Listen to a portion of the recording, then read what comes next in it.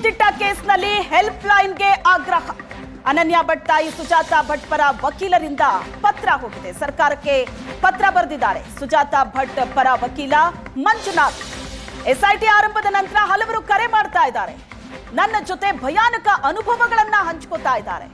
Help line open ಮಾಡೋದಕ್ಕೆ ಸುಜಾತಾ ಭಟ್ ವಕೀಲ ಮಂಜುನಾಥ್ ಪತ್ರ ಬರೆದಿದ್ದಾರೆ ಸರ್ಕಾರಕ್ಕೆ. ನಾನು ಸುಜಾತಾ ಭಟ್ ಕಾನೂನು ಸಲಹೆಗಾರನಾಗಿದ್ದೀನಿ. ಸುಜಾತಾ ಅವರ ಮಗಳು ಅನನ್ಯ ಧರ್ಮಸ್ಥಳದಲ್ಲಿ ನಾಪತ್ತೆಯಾಗಿತ್ತು. ಎಸ್ಐಟಿಯನ್ನೇ ಪೊಲೀಸ್ ಠಾಣೆ ಅಂತ ಘೋಷಿಸುವಂತೆ ಪತ್ರ ಬರೆದಿದ್ದಾರೆ.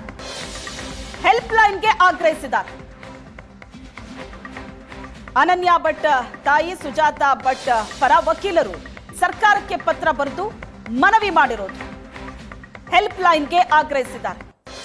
ಯಾಕಂದ್ರೆ ಈ ಪ್ರಕರಣ ಒಂದೊಂದಾಗಿ ಬೆಳಕಿಗೆ ಬರ್ತಾ ಇದ್ದಂತೆ ಅನೇಕರು ಕರೆ ಮಾಡ್ತಾ ಇದ್ದಾರೆ, ಭಯಾನಕವಾದ ಅನುಭವಗಳನ್ನ ಹೇಳ್ತಾ ಇದ್ದಾರೆ. ಹಾಗಾಗಿ ಒಂದು ಹೆಲ್ಪ್ ಲೈನ್ ಆಗಬೇಕು, ಒಂದು ಹೆಲ್ಪ್ ಲೈನ್ ತೆರಿಬೇಕು ಅಂತ ಆಗ್ರಹಿಸಿದ್ದಾರೆ ವಕೀಲರು. ಭಯಾನಕವಾದ ಅನುಭವಗಳನ್ನ ಹಂಚ್ಕೋತಾ ಇದ್ದಾರೆ ಅನೇಕರು ಕಾಲ್ ಮಾಡಿ. ಇಲ್ಲಿ ಇನ್ನೂ ಅನೇಕ ರಹಸ್ಯಗಳಿದೆ, ಮುನ್ನೆಲೆಗೆ ಬರದಂತಹ ಪ್ರಕರಣಗಳಿದೆ. ಹಾಗಾಗಿ ಒಂದು ಹೆಲ್ಪ್ ಲೈನ್ ತೆರಿಬೇಕು ಅಂತ ಸರ್ಕಾರಕ್ಕೆ ಆಗ್ರಹಿಸಿದ್ದಾರೆ. ಧರ್ಮಸ್ಥಳದಲ್ಲಿ ಶವ ಹೂತಿಟ್ಟ ಕೇಸ್ನಲ್ಲಿ ಎಸ್ಐಟಿ ತನಿಖೆ, ಎಸ್ಐಟಿ ರಚನೆಯನ್ನ ಸಮರ್ಥಿಸ್ತಾ ಇದೆ ಈ ಹಿಂದೆ ಕೊಟ್ಟಿದ್ದ ವರದಿ. ಎಸ್ಐಟಿಗೆ ಕೊಟ್ಟಿದ್ದರ ಬಗ್ಗೆ ಪರ ವಿರೋಧದ ಚರ್ಚೆಗಳಾಗ್ತಾ ಇದೆ. ಆದ್ರೆ ಆ ಒಂದು ವರದಿ ಎಸ್ಐಟಿ ರಚನೆಯನ್ನ ಸಮರ್ಥನೆ ಮಾಡ್ಕೊಳ್ತಾ ಇದೆ. 2018ರ ವರದಿ ಅಸಹಜ ಸಾವಿನ ಬಗ್ಗೆ ಈ ವರದಿಯಲ್ಲಿ ಪ್ರಸ್ತಾಪ ಆಗಿದೆ. 2014ರಿಂದ 2017ರವರೆಗೆ ಆದಂತ ಅಸಹಜ ಸಾವಿನ ಬಗ್ಗೆ ಈ ವರದಿಯಲ್ಲಿ ಉಲ್ಲೇಖ ಆಗಿದೆ. ಬೆಳ್ತಂಗಡಿ ತಾಲೂಕಿನ ಅಸಹಜ ಸಾವಿನ ಬಗ್ಗೆ ಪ್ರಸ್ತಾಪ ಆಗಿದೆ. ವಿಎಸ್ ಉಗ್ರಪ್ಪ ನೇತೃತ್ವದ ಸಮಿತಿ 2018ರಂದು ಸಲ್ಲಿಸಿದ್ದ ವರದಿ ಇದು. ಸರ್ಕಾರವೇ ನೇಮಿಸಿದ್ದ ಅತ್ಯಾಚಾರ ಶೋಷಣೆ ತಡೆ ಸಮಿತಿಯ ವರದಿಯಲ್ಲಿ ಎಲ್ಲ ಅಂಶಗಳು ಬಯಲಾಗಿದೆ. ಅಸಹಜ ಸಾವಿನ ಬಗ್ಗೆ ಪ್ರಸ್ತಾಪ ಆಗಿದೆ. 2014ರಿಂದ 2017ರವರೆಗೆ ಬೆಳ್ತಂಗಡಿಯಲ್ಲಿ ನಡೆದಿದ್ದು 449 ಅಸಹಜ ಸಾವು. ಯಾವ ಜಿಲ್ಲೆಯಲ್ಲೂ ಆಗದ ರೀತಿ ಬೆಳ್ತಂಗಡಿ ತಾಲೂಕಿನಲ್ಲಿ ಸಾವುಗಳಾಗಿದೆ, ಅದು ಕೂಡ ಅಸಹಜ ಸಾವು. ಜಿಲ್ಲಾಡಳಿತ ಈ ಪ್ರಕರಣವನ್ನ ಗಂಭೀರವಾಗಿ ಪರಿಗಣಿಸಬೇಕು ಅಂತ ಒಂದು ವರದಿ ಸಲ್ಲಿಕೆ ಆಗಿತ್ತು. ಸಮಿತಿ ಕೊಟ್ಟಂತ ವರದಿಯಲ್ಲಿರೋ ಅಂಶ ಇದು.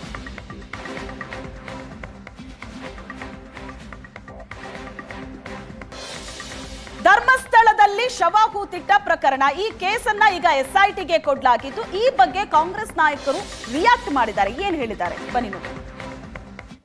ಈಗಾಗಲೇ ನಾವು ಅವ್ರಿಗೆ ಸೂಚನೆ ಕೊಟ್ಟಿದ್ದೇವೆ. ನೀವು ತಕ್ಷಣ ಹೋಗಿ ಅಲ್ಲಿ ಏನು ಅವೈಲಬಲ್ ರೆಕಾರ್ಡ್ಸ್ ಇದೆ ಅಲ್ಲಿ ಪೊಲೀಸ್ ಸ್ಟೇಷನ್ನಲ್ಲಿ, ಅಲ್ಲಿಂದ ಪ್ರಾರಂಭ ಮಾಡ್ಕೊಳ್ತಾರೆ ಅವರು.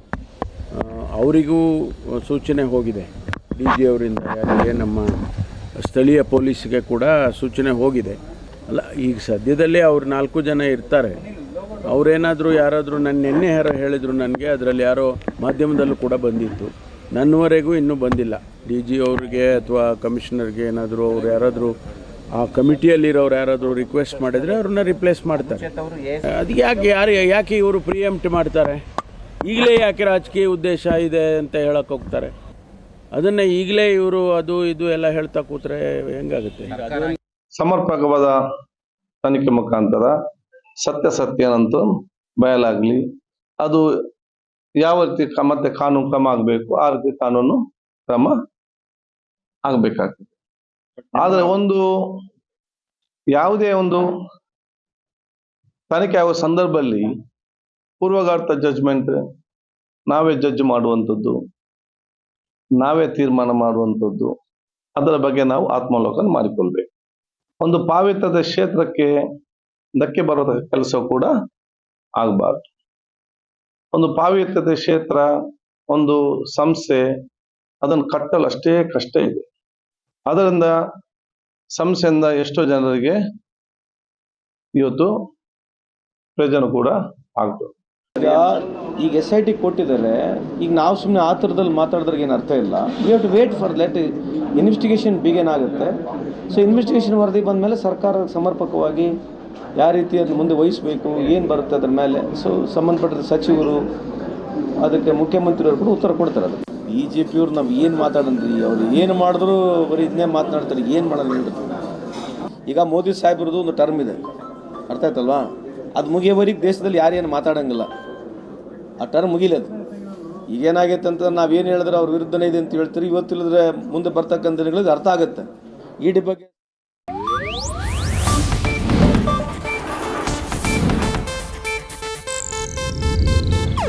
ಇದು ಏಷ್ಯಾನೆಟ್ ನ್ಯೂಸ್ ನೆಟ್ವರ್ಕ್ ಪ್ರಸ್ತುತಿ.